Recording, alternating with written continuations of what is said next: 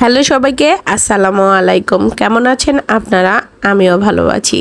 বিয়ের পরে এই 5 বছর পরে প্রথম পয়লা বৈশাখ আমাদের বাবার বাড়িতে কাটালাম। আগে পয়লা বৈশাখ নিয়ে অনেক প্ল্যান থাকতো, কোথায় ঘুরতে যাব, কি করব। প্রতি বছরই পয়লা বৈশাখে সকালের দিন আমাদের বাসায় লাল চালের পান্তা ভাত, আলু ভর্তা, ইলিশ মাছ ভাজি আরও দু একটা ভর্তা করা হয়। কিন্তু আজকে সময়ের অভাবে সেভাবে আর ভর্তা করা হয়নি। মনে হয় একটা ভর্তা করা হয়েছে, আলু ভর্তা আর ইলিশ মাছ। সকাল সকাল যদি পান্তা ভাত আর আলু ভর্তা না খাওয়া হয়, মনে হয় না যে পয়লা বৈশাখ। আর এই পান্তা ভাত, আলু ভর্তা, ইলিশ মাছ দিয়ে পয়লা বৈশাখটা শুরু হয়ে যায়। খাওয়া দাওয়া শেষ করে এখন চলে যাব আব্বুদের অফিসের মধ্যে। প্রতি বছরই পয়লা বৈশাখের অনুষ্ঠান হয়, সেখানে পান্তা ভাত খাওয়া থেকে শুরু হয়। তাছাড়া এখানে লটারি ড্র করা হচ্ছে। আমি 2টা লটারি কিনে নিয়েছিলাম। দেখা যাক এখানে ড্র হচ্ছে, একটা একটা করে লটারি তুলছে আর নাম ডাকছে। জানি না আমার ভাগ্যে হবে কিনা, কিন্তু আশায় আছি ইনশাল্লাহ হতেও পারে। সবাই মিলে ফটোশ্যুট করে নিলাম, অনেক ভিডিও করেছি। আস্তে আস্তে আপনাদের সঙ্গে সেগুলো শেয়ার করব।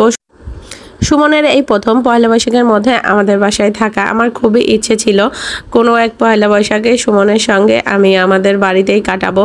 এবার উপজেলার মধ্যে যে প্রোগ্রামটা হচ্ছে মনে হচ্ছে অল্প আকারে আর ছোট পরিসরে।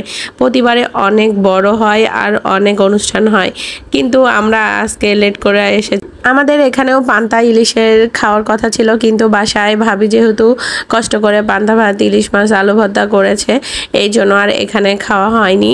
বাসার খাবারই নষ্ট হতো, তাই এসে শুধু ঘুরে গেলাম আর ফটোশ্যুট করে নিচ্ছি। অনেক সুন্দর সুন্দর জায়গা আছে উপজেলার মধ্যে যেখানে ভিডিও করা যায়, ফটোশ্যুট করা যায়। আস্তে আস্তে লটারির ড্রও শেষ হয়ে গেল। আমার ভাগ্যে বাঁধলো না, এবার একটা গিফটও পেলাম না।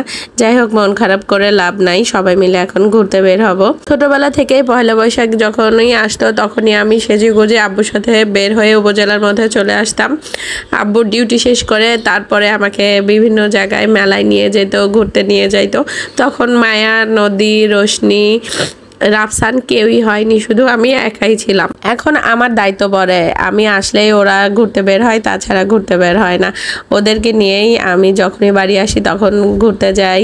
এই উপজেলা কোয়ার্টারের মধ্যে আমার অনেক স্মৃতি, কারণ ছোটবেলা থেকে আমি এখানেই বড় হয়েছি।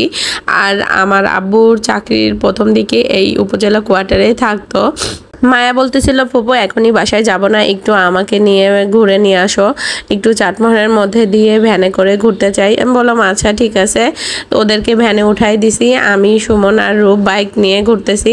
শরীরটা যেহেতু খুবই খারাপ লাগতেছিল, তারপরে ওদের কথা ভেবে ঘুরতে যাচ্ছি, কারণ আমি চলে গেলেই তো ওদের আর ঘোরাও হবে না, সবাই ব্যস্ত হয়ে যাবে। আর বাসার মধ্যে ভাইয়া একা একা ওদেরকে বেহেরে হইতেও দেয় না, তাই ওদের ঘোরাও হয় না। ভিডিওটি কেমন লেগেছে অবশ্যই কমেন্টে জানাবেন। আজকের ভিডিও এ পর্যন্তই। পরবর্তী ভিডিও দেখার জন্য সাথেই থাকবেন। আল্লাহ হাফেজ।